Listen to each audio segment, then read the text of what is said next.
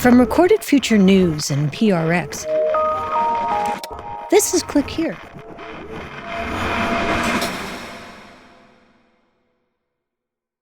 Late last month, a few hundred people gathered at a 600-acre golf course in Northern Virginia.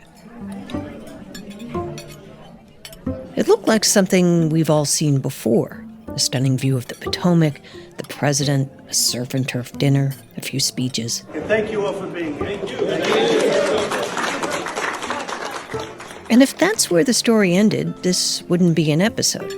But this wasn't a political fundraiser. There were no bundlers, no vetted allies. These weren't even Republicans. They were strangers from all over the world, and they were there because they had something in common. They bought a coin, a meme coin issued by the president himself. You see presidents appearing at fundraising events or giving speeches or, doing public events like this. And so I think some people are like, how is this any different from what we've always seen presidents do? But Molly White, who writes about crypto and digital ethics, says this dinner was different. Not because it was about crypto, but because this coin appears to have created a backdoor to political power, one that skips right past campaign finance laws and FEC disclosures and potentially national security norms.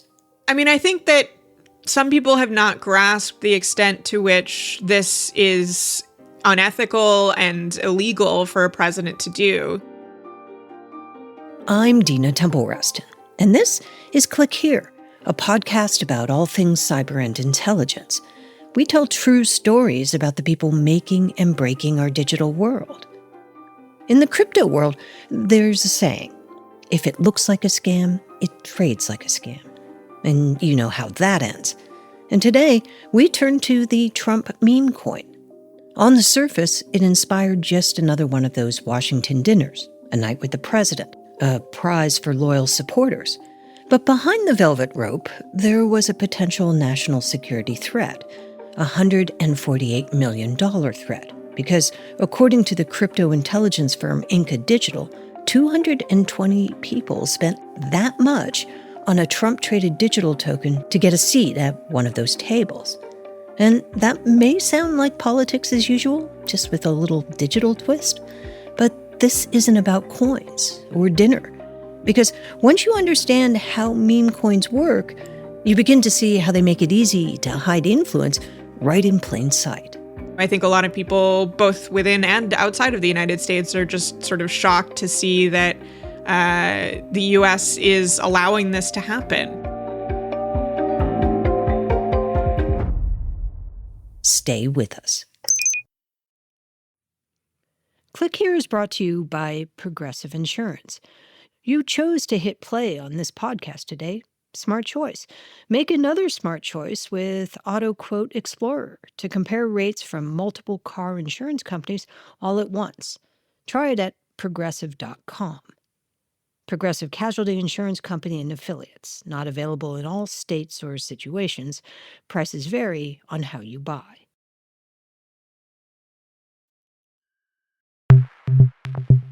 From Recorded Future News, this is Click Here.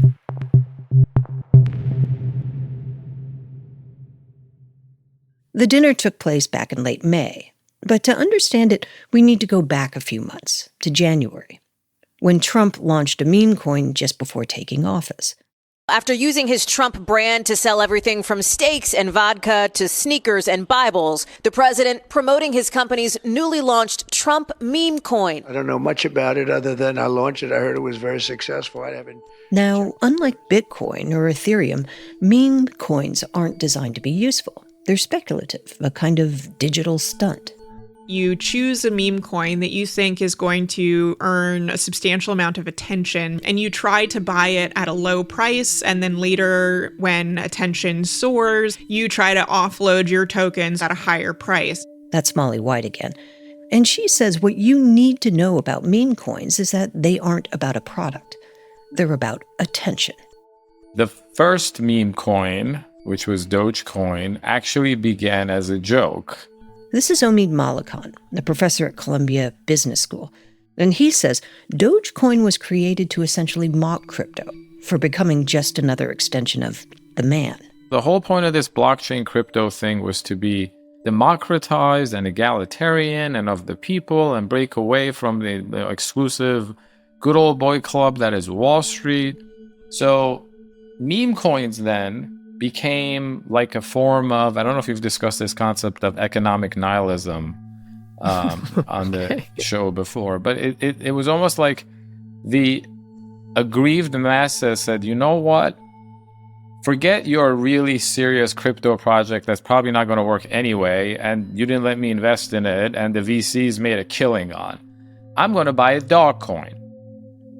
And then, in true crypto fashion, the Dogecoin became wildly valuable, with a market cap back in 2021 of $88 billion. That's billion with a B. Since then, millions of these tokens have been launched, and it's become child's play with platforms that let you create them in a couple of easy steps. Platforms like Pump.fun, which is a sort of meme coin slot machine. No coding required. Just come up with an idea for a meme coin and kind of pull the lever. Anyone could create one, even a kid. People like this 13-year-old in California who streamed himself creating a coin live. Are we bonded yet, or what's good? So a meme coin's only value is how viral you can get it. So the kid hyped it up, and the value of his coin skyrocketed. Yo, yo, yo, yo, yo, yo. And then, just as quickly, he dumped it all. Thanks for the 20 bandos. He made $30,000, and just about everyone else who had invested in the coin lost money. So one of these very prominent issues in the meme coin world is that there is this substantial potential for market manipulation. Molly White says the meme coin market was built for mischief, not monetary policy. This is what makes meme coins so volatile. You're betting on the people who created them. Having such a high concentration of these tokens allocated to a small group of people can increase the risk that those people run a pump and dump.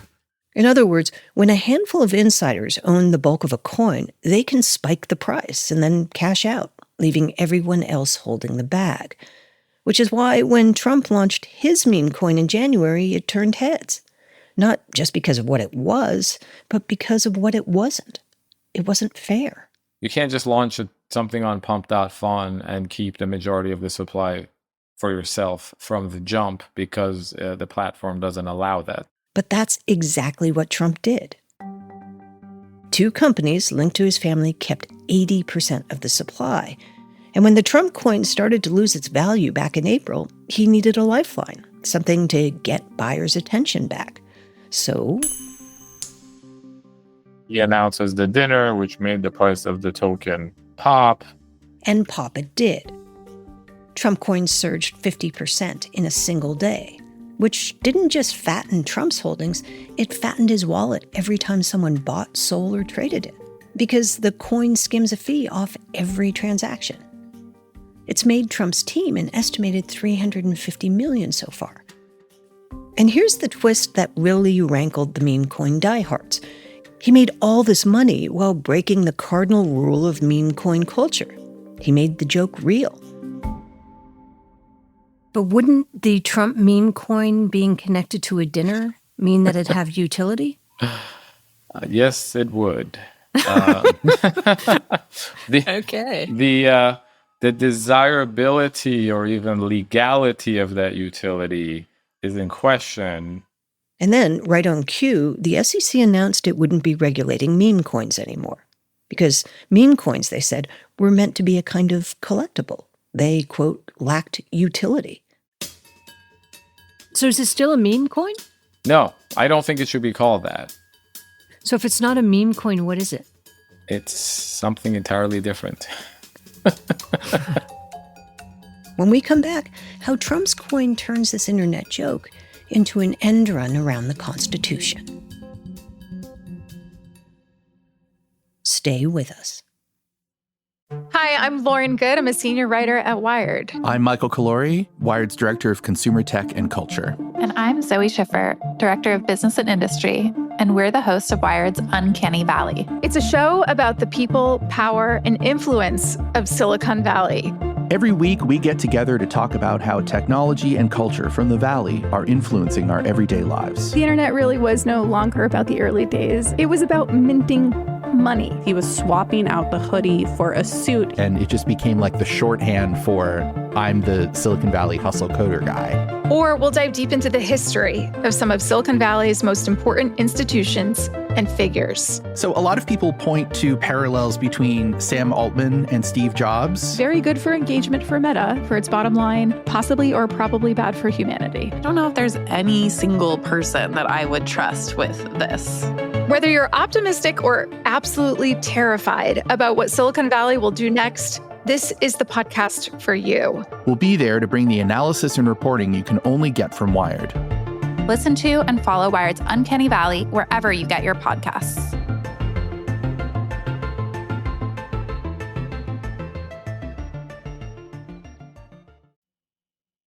You're listening to Click Here. I'm Dina Temple-Raston. Now that the steaks have been eaten and the photos taken and the dinner is in the rearview mirror, what unsettles people most about the Trump coin isn't just that it flew in the face of what a meme coin was meant to be, it's that it tested the limits of legality. Because campaign finance law is very clear. Foreign nationals cannot donate to American political campaigns because they aren't supposed to influence policy here. There are restrictions on, reporting of those funds, who is allowed to contribute, how much they're allowed to contribute.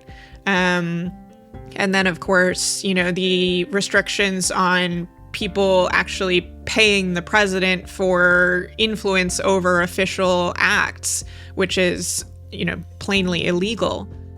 And the Constitution, even stricter. No gifts of, quote, any kind whatsoever from foreign states. Which is why Molly White, the longtime crypto analyst we spoke to earlier, did what blockchain sleuths do best. She started following the money through wallet addresses, transaction records, and digital dust trails to answer a question people in Washington seem to be asking. Who exactly bought Trump coin? And where were they from? But I began doing this analysis of these top wallets and tracing where the funds were coming from. And I saw that the majority of them are likely not based in the United States. Which means these weren't just speculators. They were potential foreign influencers buying their way into the president's orbit. And we're seeing very direct quid pro quo happening. Lee Reiners teaches crypto law at Duke. He used to work on these kinds of campaign finance cases at the SEC, and he agrees with Molly.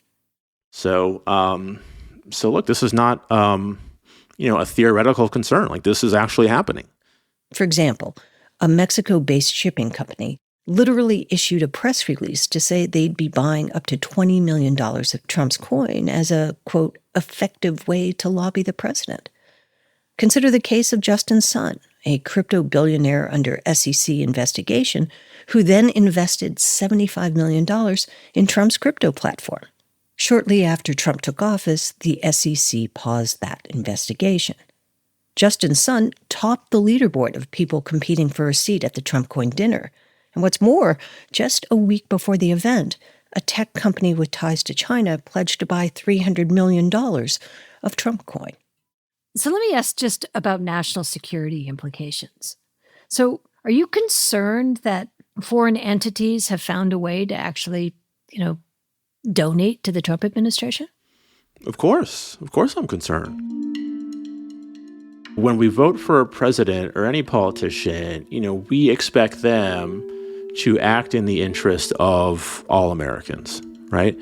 Now, obviously, we might disagree with, specific policies and have different interpretations of how it'll impact, all Americans. But I think that's the baseline expectation. In this brave new crypto world, that expectation is beginning to feel, quaint. The watchdogs are gone. The Justice Department's crypto task force was quietly disbanded. The SEC declined oversight. No one is checking who buys or benefits from Trump's coin. And no one is enforcing campaign finance laws on tokens. So the crypto industry was the biggest spender in the 2024 election cycle. And I don't think that's something, the average person has wrapped their head around yet, right? Bigger than oil and gas, right? Bigger than the banking industry, bigger than the pharmaceutical industry, right? They spent more, crypto spent more to influence this election, and they got what they paid for, right? I mean, they've effectively bought Congress.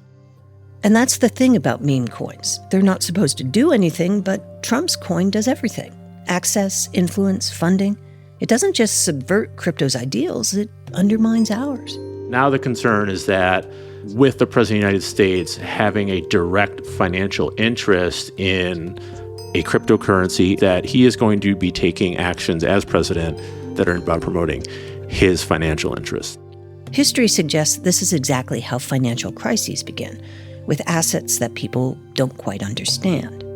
So I'll use an analogy, which is the 2008 financial crisis, right? I mean, this was the worst economic recession the U.S. had seen since the Great Depression. And, it was caused by opaque derivatives, right? Things like credit default swaps, mortgage-backed securities, right? Things like that. And these were products that, similar to crypto, most people had never thought about or interacted with or frankly heard of. And crypto, in its short life, it's already been defined by volatility.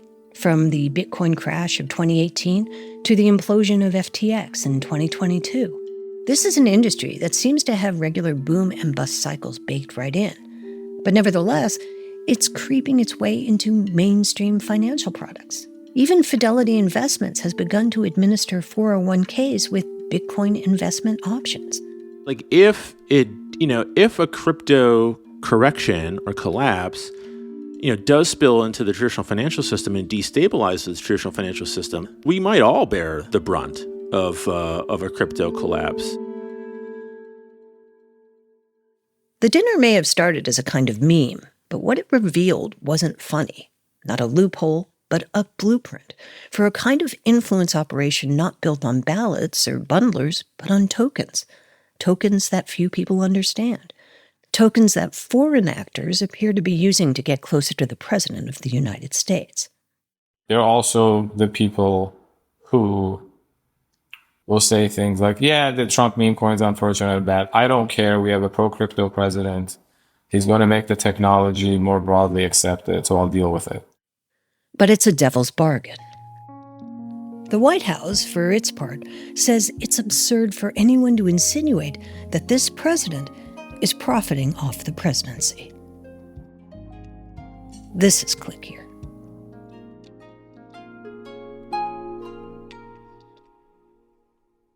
Looking for more of the cybersecurity and intelligence coverage you get on Click Here? Then check out our sister publication, The Record, from Recorded Future News. You'll get breaking cyber news from reporters in New York, Washington, London, and Kyiv, among others. And you'll see for yourself why it attracts hundreds of thousands of page views every month. Just go to therecord.media. Here are some of the top cyber and intelligence stories of the past week, including a new way hackers are using AI video generators, how Oregon became the second state in the country to ban the sale of your location data, and just when you need a new bikini, Victoria's Secret goes dark. It's Tuesday, June 3rd. AI video generators can do a lot of things now. They can show you how to dice a tomato, or they can do this. We're here because someone decided to write a prompt. We all hate him for it. These hyper-realistic AI actors are showing up all over social media. And some of them aren't just for show. According to Google's Mandiant team, hackers are now using fake AI generator websites to lure victims. One group, known as UNC 6032, which is based in Vietnam, has been creating fraudulent sites that mimic tools like Luma AI. And then they promote them with slick social media ads. When someone clicks and tries to generate a video, they get hit with a malware called Starkvale, capable of stealing everything from browser cookies and passwords to credit card data. In Europe alone, these phony sites have been served up to more than 2 million users. Meta is now working on how to shut the ads down, But it's a reminder that in the age of generative AI, even the tools pretending to be AI might not be what they seem. The phone in your pocket? We've written a lot about how it knows exactly where you are, but it isn't alone. Your fitness tracker, your car, and probably your watch are all doing it too. And increasingly, people are buying that data. Last week, Oregon became just the second state to pass a sweeping ban on the sale of precise geolocation data. That means no selling location info within 1,750 feet of someone. The new law also bans the sale of children's data for anyone under 16. The move follows a similar ban in Maryland. A push in California failed, but now states across New England are trying to follow Oregon's lead. As one lawmaker put it, you shouldn't worry about going for a walk with your phone. If you were trying to buy lingerie last week, you might have hit an unexpected snag. It's one of the world's most iconic brands, Victoria's Secret, confirming with ABC6 a so-called security incident is freezing. The company took its entire website offline after what it called a security incident. Customers logged in to find not lace or fragrance sets, but a blank page and a vague apology. No details were given. Experts say the outage is part of a growing trend. AI-powered hackers are targeting retail giants who rely on third-party cybersecurity firms. And the fallout? Victoria's Secret stock dropped more than 11% in just a few days. Online sales make up nearly a third of their business. At the start of the bikini season, not exactly ideal. Only at Victoria's Secret.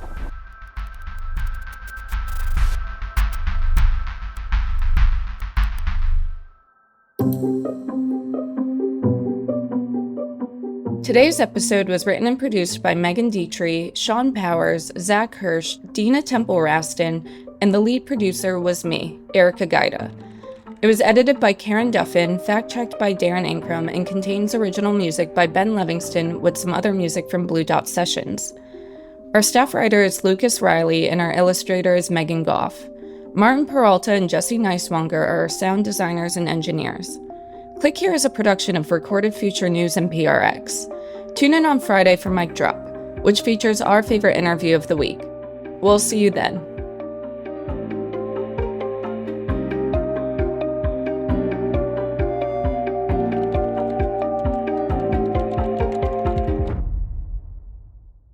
If you're looking for a daily guide to cybersecurity news and policy, sign up for the Cyber Daily from Recorded Future News.